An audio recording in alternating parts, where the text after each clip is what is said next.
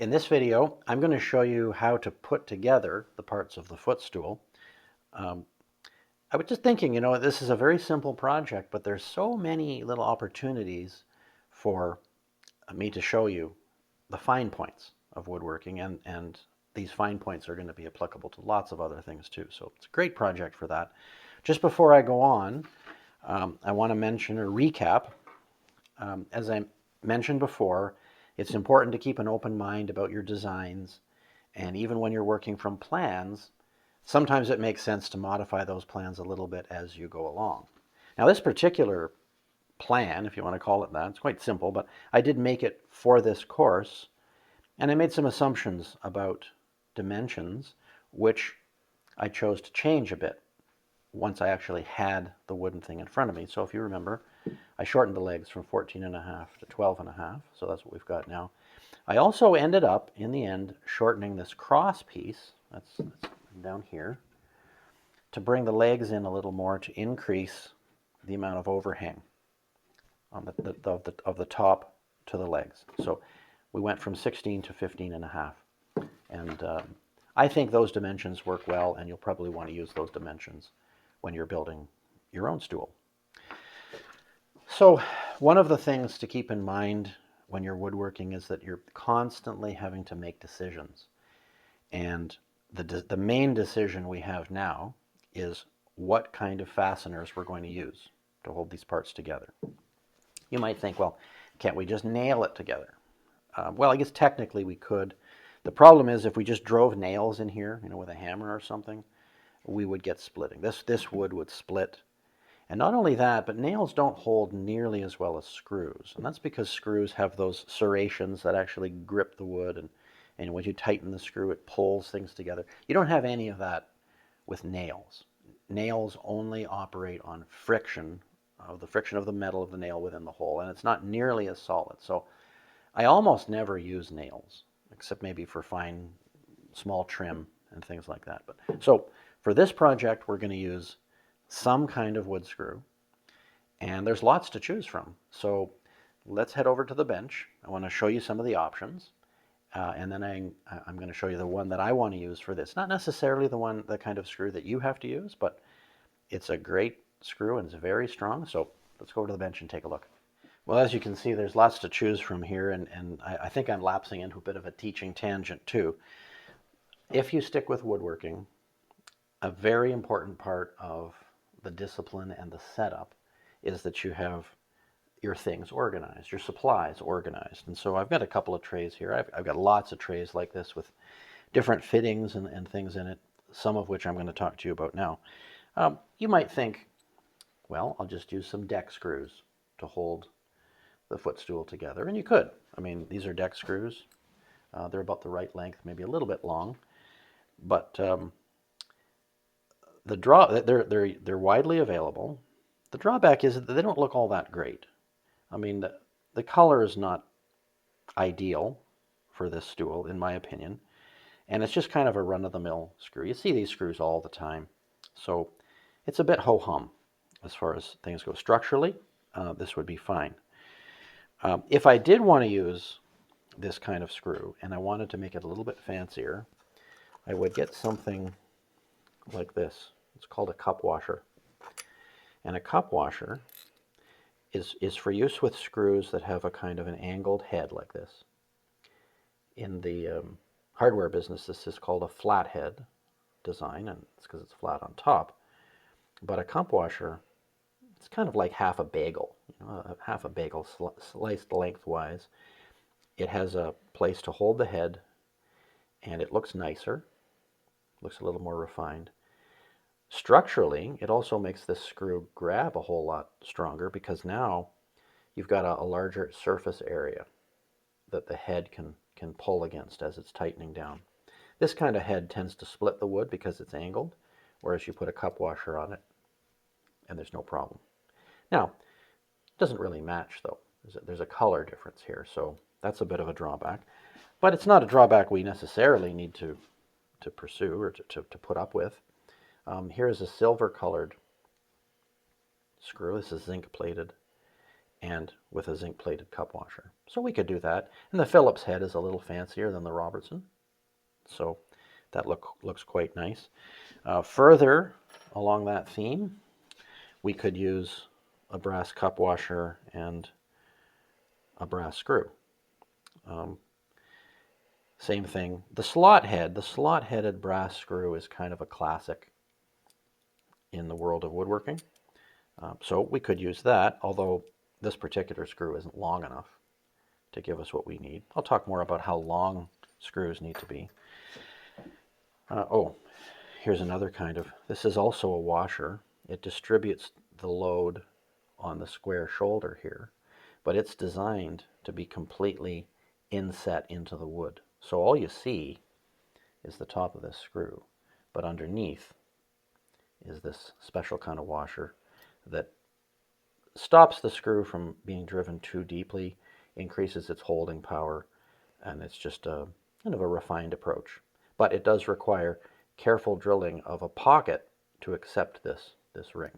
So the screw that I'm going to use for this footstool is this one. This is called a structural screw, and they're relatively new. I mean, deck screws have been around for forever. These kind of screws, even longer than forever. So these, I think I noticed these first of all maybe 15 years ago or so. And the claim to fame is twofold. Threefold, actually. First of all, they're fairly thick. They have a beefy kind of a shank here. These threads are coarse and they're strong and they can grip the wood well. This deck screw, even though it's a fairly big one, it's somewhat smaller. Screws do get a lot smaller than that. You can see here's one that's even finer. This one will hold much more strongly than this one. So I like the threads. I like the fact that the head is large. So there's a lot of pulling power here. This can really hold together well. And the top looks nice too. That's a Torx design, a Torx head. That's Torx. And it's a family of driving bits, not peculiar to this particular brand of screw. It's kind of universal, and it grips very well. Once the bit goes in here, it's very unlikely that it's going to start to round that out. So nice and strong, looks decent. This is the one I'm going to use, but as you can see, there are other options. So for teaching purposes, I'm doing things a little bit in a little bit different order than I normally would. If I was building this and I wanted it to be a fairly refined piece that I could put in my house, I would not be assembling it right now. I would be refining the surfaces, sanding, getting everything ready, because you can't really sand properly when a project's together. You have to do it before it goes together. But in the interests of giving you something, a sense of accomplishment, we're going to assemble this first, and then in later parts of the course, we're going to take it apart again so we can do some finishing. So I'm breaking out the basic building and assembly, breaking it out from the finishing process in case you don't want to apply a finish. But taking apart a project like this is no problem, so it's not really any wasted time. Now, before I mentioned that we have to make some decisions, and the first decision that I've made is what kind of screw I'm going to use. The second decision is exactly what order I'm going to be putting things together in, because that order matters a lot. I mean, for instance, if I said, well, I'm going to fasten the top to the legs first.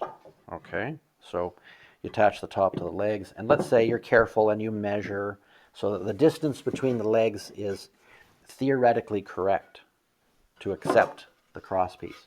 Well, I can tell you that you can measure until you're blue in the face, and you're never going to get the spacing of these legs perfectly correct so that you can just slip the centerpiece in and have it fit without any gaps.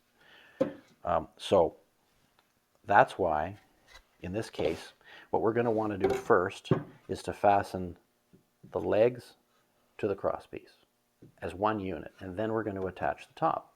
So you need to sort of think things through. If I put this together, will that cause problems for me in the future or not? So that's one decision, the order of assembly. Another decision is how we're going to deal with the wonkiness of this wood.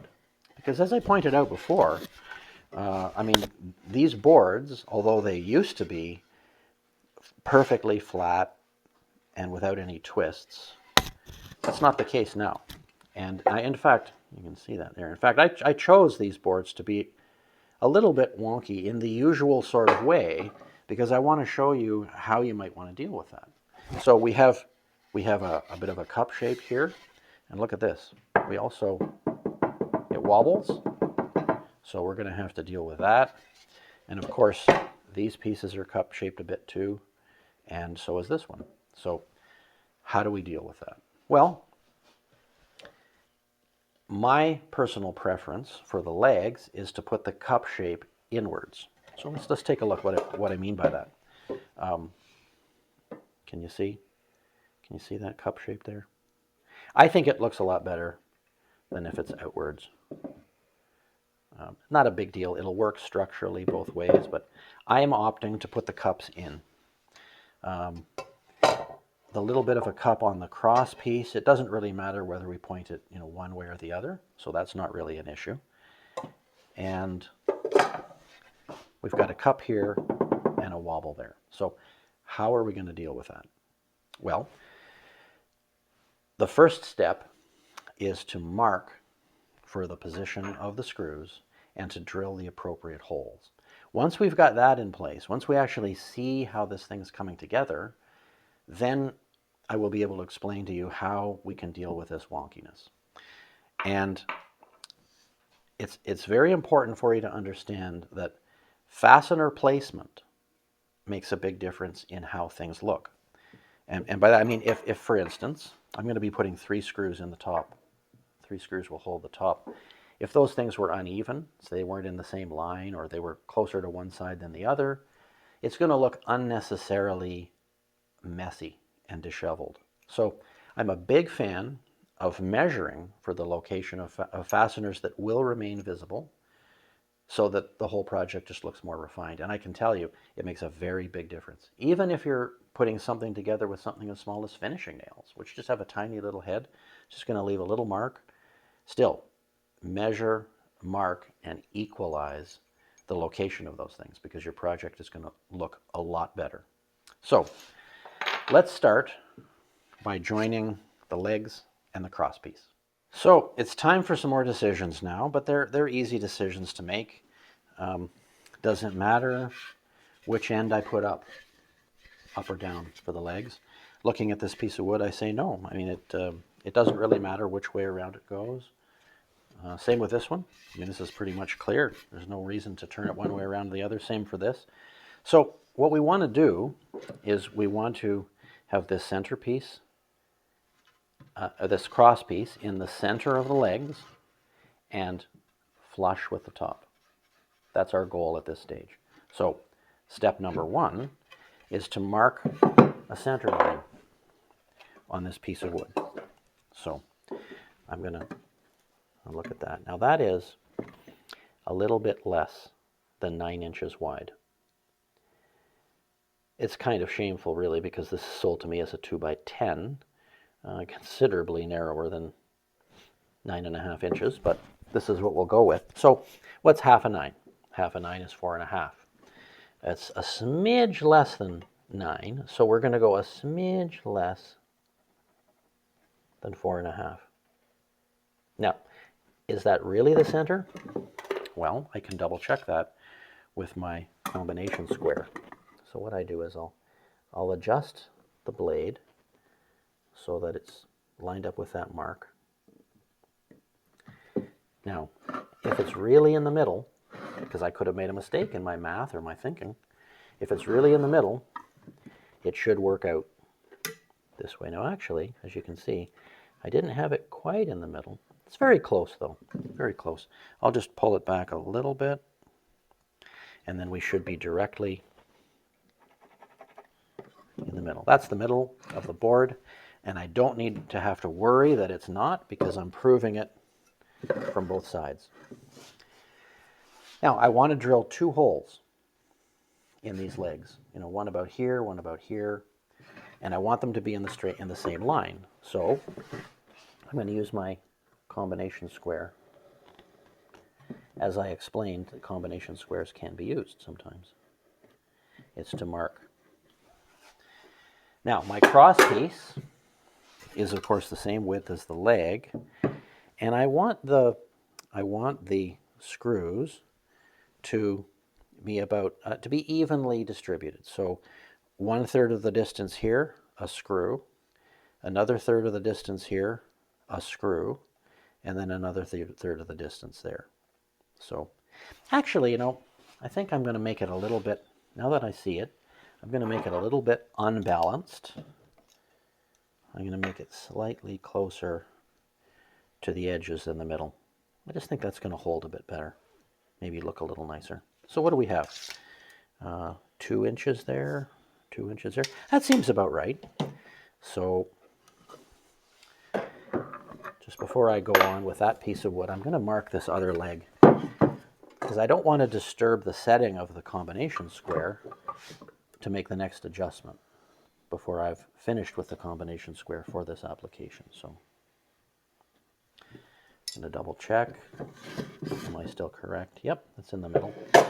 So 2 inches. 2 inches down there. Here, just a minute. We'll put this board on here. So now I know where I need to measure the next 2-inch mark.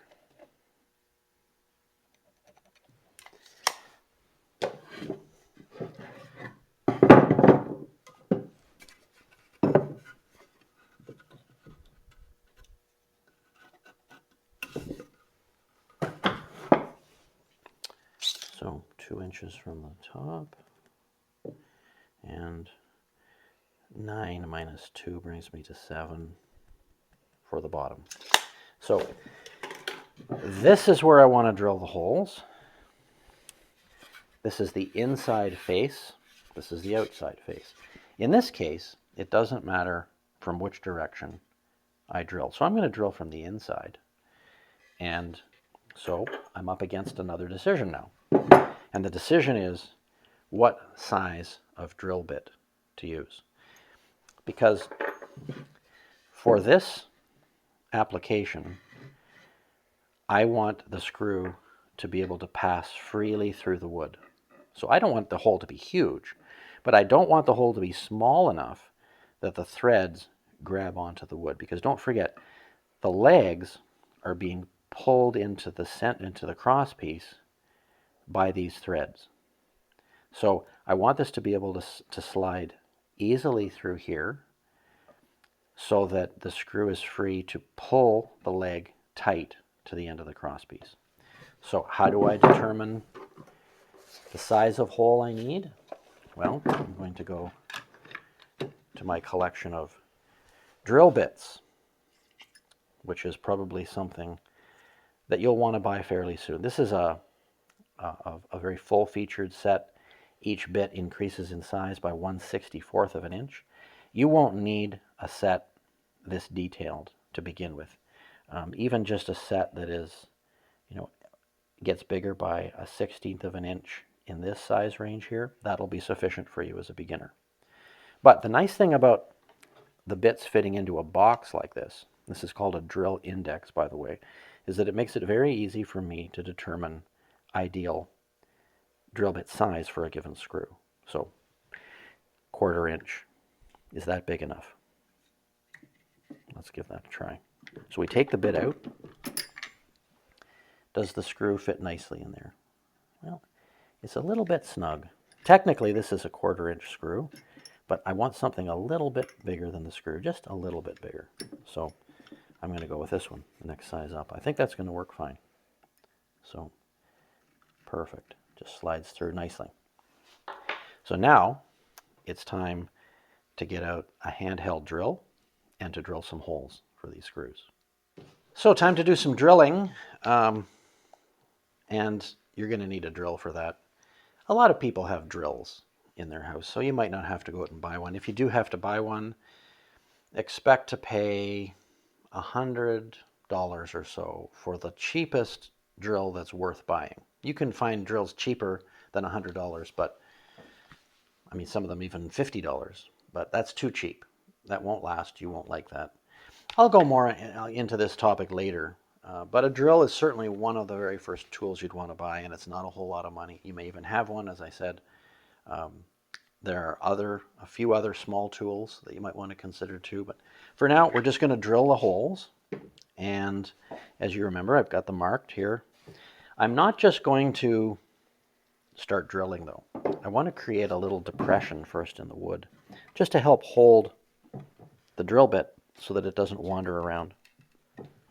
Doesn't take much. There are special tools for this, but you can just use a screw or anything. I've also raised this up off my assembly cart here on the other leg, and I've offset it. So when I drill down, I'm going to go down into thin air. I'm not going to be drilling into my bench, and I'm not going to be drilling into the leg. So we want a fairly fast speed. And keep it as square as we can, not angled. There we go. There's our hole. How does it actually work with that screw? Well, pretty much perfectly, right? Just as I'd hoped. So, same thing for the other 4 holes. So two in this leg and 2 in the other leg.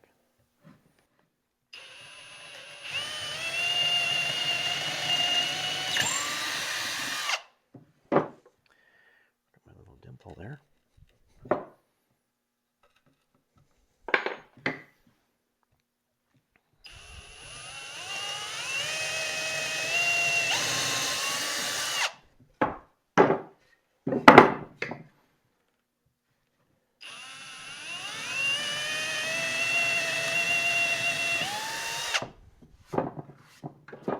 So I'm off to a good start here, and now it's time to start working with the crosspiece. I need to explain a few things. It would be theoretically possible for me to put these screws in here now and to drive them into the end of the crosspiece. But if I did that, there's an excellent chance that crosspiece would split. This wood is fairly dry, and this screw is fairly large in diameter. So I don't want to just drive it in here. I need to do something else first. I need to what's called pre-drill for these screws, and that takes a little bit of finesse, as I'll show you coming up. So my holes are drilled in the legs.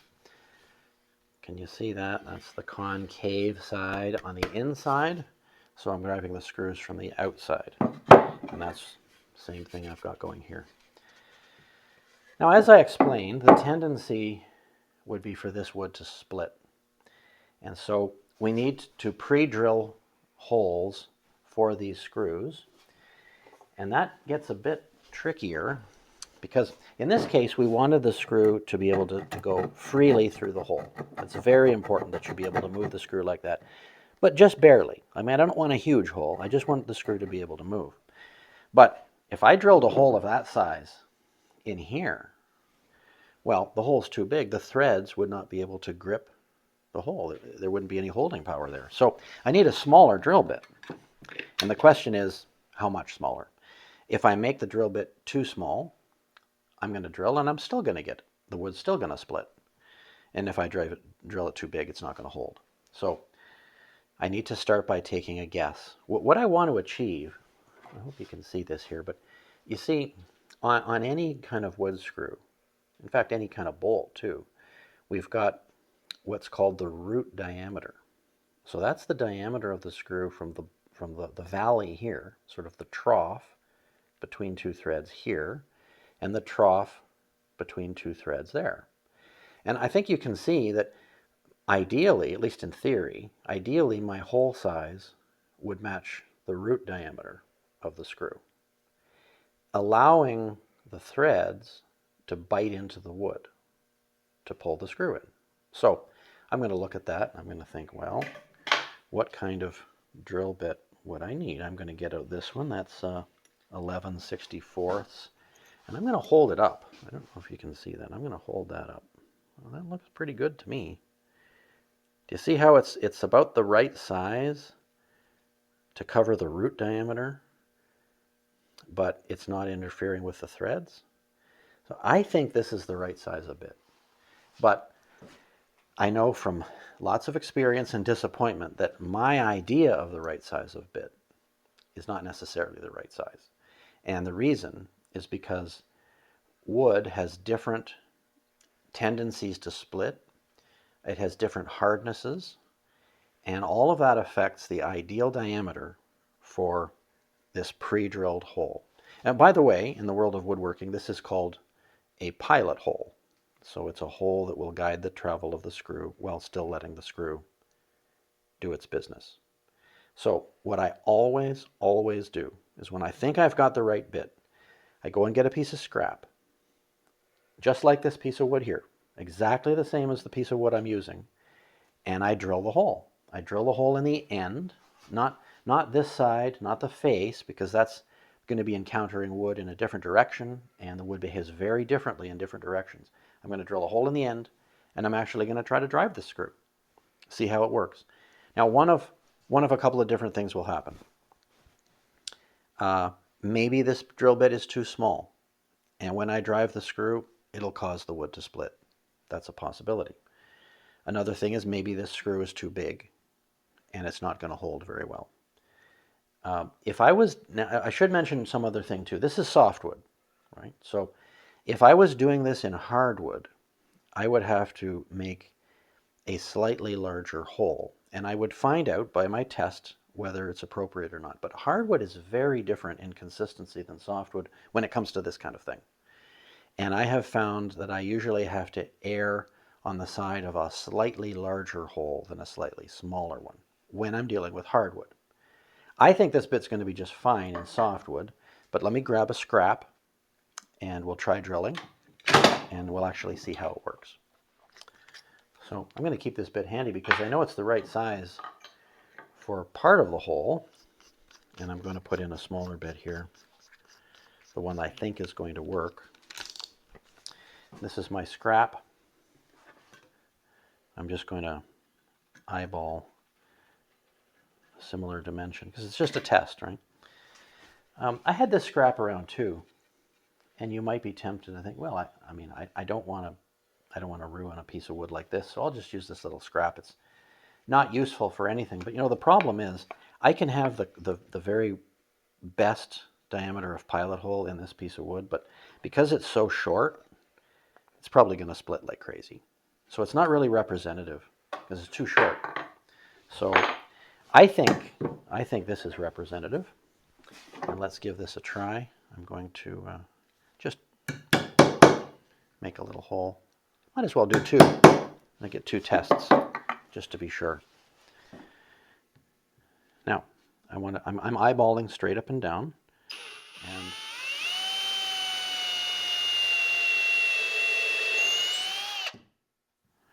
see how the bit picks up sawdust like that? This is a small hole. It's not particularly challenging, but sometimes you need to kind of drill part way and then pull the bit out and remove the sawdust and then drill further. That's sometimes necessary. Those channels do need to be open for the sawdust to come up and out, as you can see. And there we go. So, time to drive a couple of test screws now.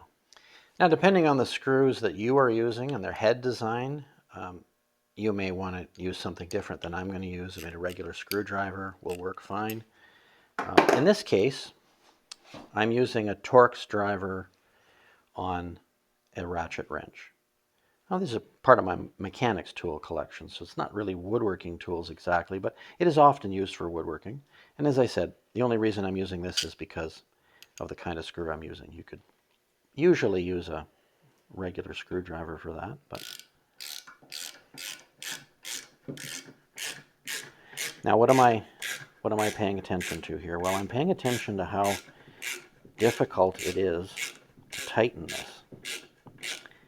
Because if it was too difficult, if there was too much force required, there'd be too much outward movement, and there'd be a very good chance that I would split this wood.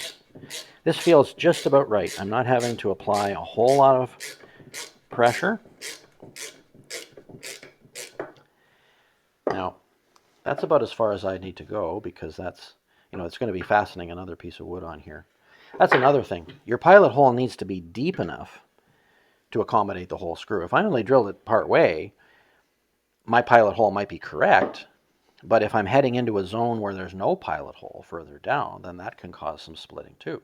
So I think we're in good shape here. We're ready to join the legs in the crosspiece, but we need to mark the crosspiece first so we get it aligned properly. So, do you remember I want the center of the crosspiece, the center of the edge of the crosspiece aligned with that line? So in order for me to do that, I need to extend some lines. So I'm extending this line here so that I can see it on the top when I have the crosspiece in place. I'm also going to extend it out the bottom a bit so that I can see where that line comes out past the bottom of the crosspiece. Okay, that's good. Now I need to mark the center of the crosspiece on its edge, on both edges, so I can line up my mark here with the marks I've just made. So I know this is 1.5 inches thick, and 1/2 inch is 3/4 inch. So I'm going to adjust my combination square to 3/4 inch, but I'm not going to trust myself. Maybe I made a mistake. Maybe I wasn't paying attention. I'm going to do the double check. Actually, I was a little bit off there. More than a little bit, but I can actually readjust that, or I can just say that's the center right there. I'm splitting the difference. That's the middle line is the one I'm going to go for. Same with this side.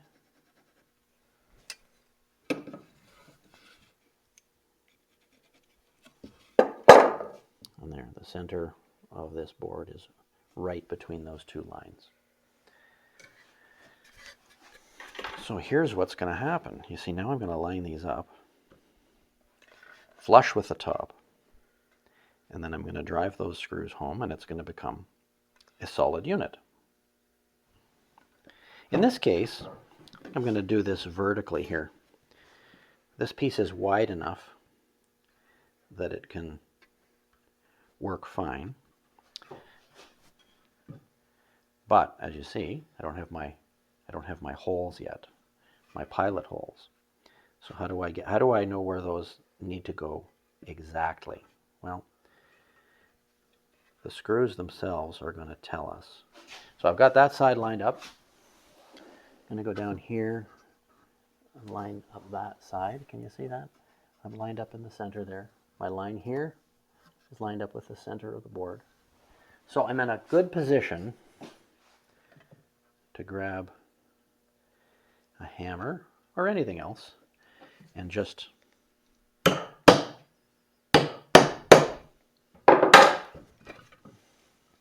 I've got my marks. That's exactly where the holes need to be drilled.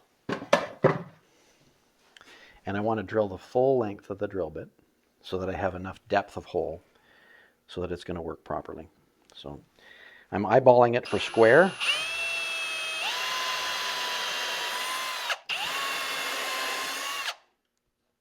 Clean the drill bit off.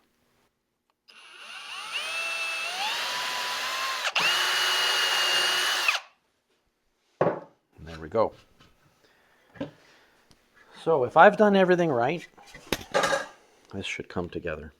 I'm extending the screws out a little bit so that they kind of engage with the holes I've just drilled.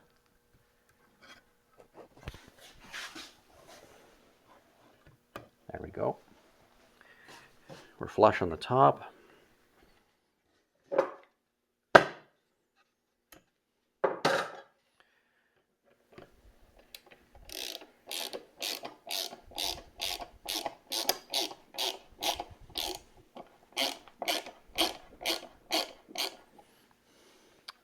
I'm going to switch to the other one now. Tighten that one up a bit.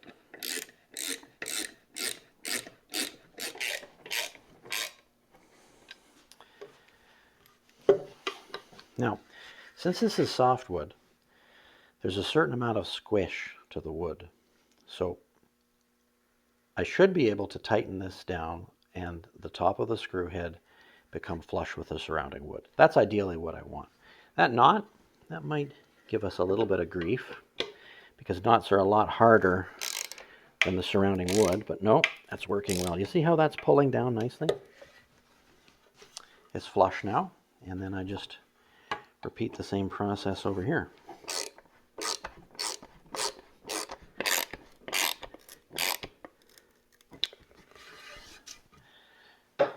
There we go. I'm going to do the other side now, and then we're going to come back, and I'm going to show you how to put on the top and some other adjustments that will help to make this footstool even better.